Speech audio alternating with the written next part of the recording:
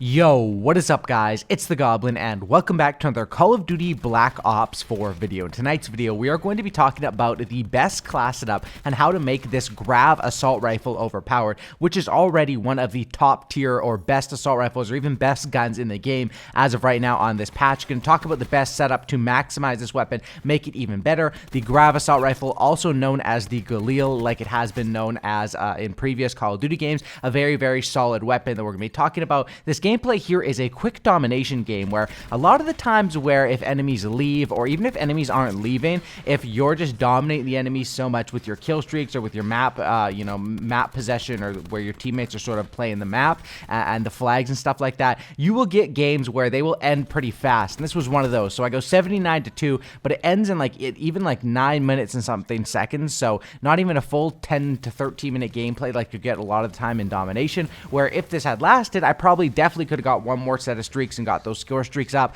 But that's what happens sometimes with your when you're dominating, and you can only play each game to the best of your ability. So that's the gameplay. We'll get right into the class setup right now because I know people want to know about that. But before we do, I want to say thank you for over 1,000 likes on our last video, which was absolutely amazing on the KN57 class setup. Everyone should check that out. Thank you so much. Also, smack a like on this video if you're watching right now. I'm uploading this pretty late night video. So if you guys are watching this right now, smack that like. It takes half a second or a millisecond. Let's go for 800 likes. That'll be amazing. Subscribe if you are new. Okay, right into the attachments. Now, the beautiful thing about this weapon is the Grip 1 and the Grip 2. Now, Grip 1 and Grip 2 have an interesting sort of relationship or history in this game. They were so damn overpowered when this game first started or first was released, especially on the official release with the ICR. It was so good. But the thing about having double grip, and it's still available on quite a few weapons in this game, and they have nerfed it back from how damn overpowered it was on that first couple patch updates or the first couple of patches. But the thing with it is still so effective because of what it allows for you to do. And basically what combining Grip 1 and with Grip 2 does on weapons is, of course, what Grip does, it reduces your recoil when aiming down the sight. And then Grip 2 gives you minimized recoil when aiming before firing, and it reduces your flinch when aiming down the sight. Now, the majority of fights with this weapon are going to be aimed down sight, sort of at distance fights, and Grip comes in extremely handy with that. Now, does this weapon have the most amount of recoil? A tiny bit of vertical recoil if you have no grip, probably, but nothing too crazy. So it's not necessarily about the recoil. Just like the ICR or the GKS or a lot of these weapons that have double grip available, by double grip I mean Grip 1 and Grip 2 as possible attachments, it's not necessarily about the recoil, but more about winning those gunfights and not flinching. And that's why I find those two attachments so good. So, of course, first two attachments, Grip 1 and Grip 2, but then I find that the weapon feels sort of slow, clunky, and we're in a situation where it just feels like another version of the ICR. But the great thing about this weapon is that the other attachments that are available are stock, which isn't available on the ICR, which is a completely game-changing attachment in my personal opinion. I'm someone that's pretty much addicted to stock. You'll see me using it on mostly all of my assault rifles, like 99% of the time, 95% of the time on assault rifles. So I throw that stock on, and that just frees you up to another world where you can strafe, where you can allow that Grip 2 to go free and be more confident in those gunfights because you can feel a little more mobile and not stiff like a statue, like I do feel sometimes when I'm using like a tactical rifle or even an AR like an ICR that doesn't have a stock available. And then the last thing I found was I was running this thing with extended mags as my last attachment. And I would have 55 or not 55, I'm not sure exactly how many bullets. You have 35 and then whatever you would have with extended mags. It was quite a few amount of bullets, right? But the thing with that is I realized I still felt slow whenever I was pushing, whenever I was getting into gunfights. Now, this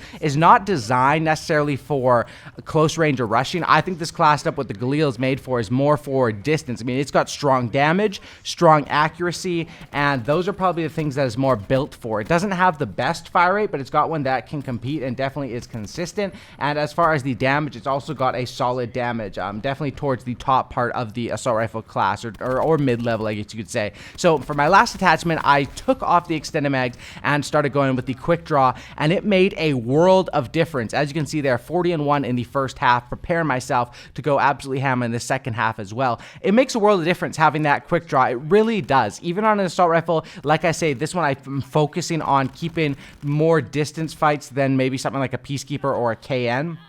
But I'm not playing it at a super long distance like an ICR. I'm playing it more mobile at a distance range, medium to long range. And I find that quick draw, though, whenever I was getting surprised, whenever enemies will, especially if you're playing it on a risky map like Nuketown, where even if you are trying to keep the gunfights to a medium to long range, you're going to get into close range gunfights. Quick draw was just that safety net that I absolutely needed, and it was helping me a lot more than extended mags would. Now, of course, not having extended mags allows me to have something where you might get into some reload trouble. My solution for that has just been to either, punch the enemies once you get them weak, which is something that is very useful in this game, or to pick up secondaries, which I think you'll see me do. I think it's in the second half. I pick up a Spitfire, and so doing stuff like that is key because, especially with, it doesn't take too long to swap between those weapons, and having that Spitfire, knowing that either if I run out of ammo and I get stuck in a reload, or I get stuck in a tight corridor situation, I can swap to that weapon is amazing. That's stuff you can just pick up off the ground. So yes, that's what we have as far as the attachments.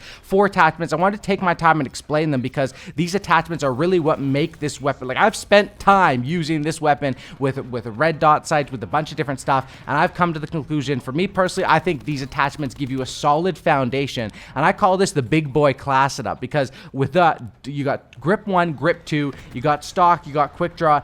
There really isn't much you can complain about. You've got a readily equipped class setup, and it's just about going out there and doing the work with those attachments. Now, the rest of the class setup, I use ComSec device just because I want to be able to get my streaks, because that's what, this class setup fits perfectly into that sort of play style. Not on a game mode like Kill Confirm, where you're going to need to be up close or a little bit closer, because after you kill the enemy or eliminate them, of course, you're going to have to go and get that tag. But something like Domination, where it doesn't really matter, you're getting so many points, you're just stacking them up as long as you're slaying. I find that it works absolutely amazing. And then as far as my, what I go with as far as perks, perk 2, Gung Ho, always be using Gung Ho. Such a good perk in this game, so damn good it was actually banned from professional play, which is just crazy. That doesn't usually happen with many attachments. Gung Ho is amazing. And then as far as my third, or with many perks, not attachments. And as far as my third perk, I actually only run 2. I use this one as a floating perk, similar to what I talked about in my last class setup video.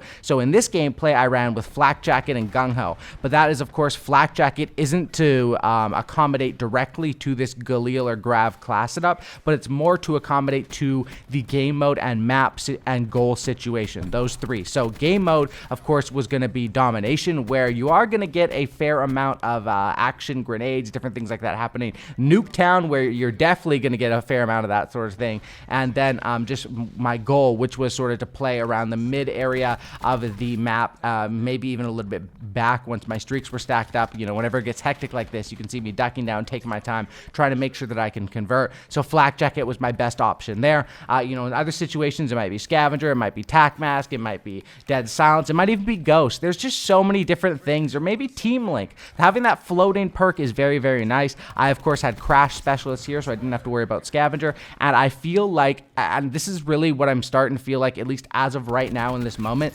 decking out with attachments, it feels a lot better in this game, instead of just, there is BS in this game, and running Flak Jacket, running Tac Mask, those things were awesome because they helped counter a lot of the stuff that is honestly just specialist sort of free kills or easy kills given to people based on these specialists. They really do help with that. But the other thing you notice is those happen occasionally throughout a game, and they aren't really avoidable either way. Even if you have those things, you're still going to be dying to specialists at times.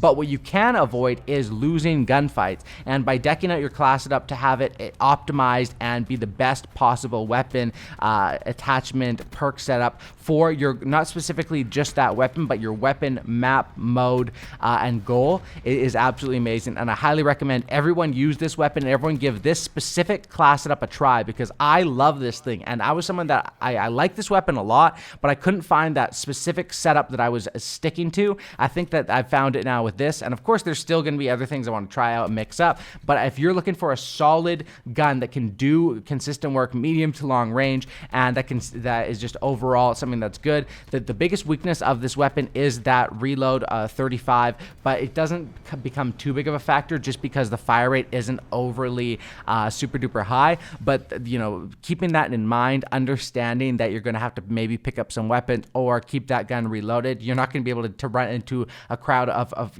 4 enemies and win those sort of fights. That's something that maybe a hybrid mag KN setup like I talked about in my last video, will be better for. This one, sticking back, strafing, picking off 2 or 3 people on the flag, stacking points, and letting the kill streaks go ham, does some absolute work, and you can see that by the 7092 gameplay. Anyway, entire class setup will be up there on the screen for you guys. Thanks for watching. Drop a like, subscribe, and that's about it. I'll catch you on the next one, and have a fantastic evening, or day or afternoon, whenever you guys are watching this. Smack the like, and I'm out. Peace.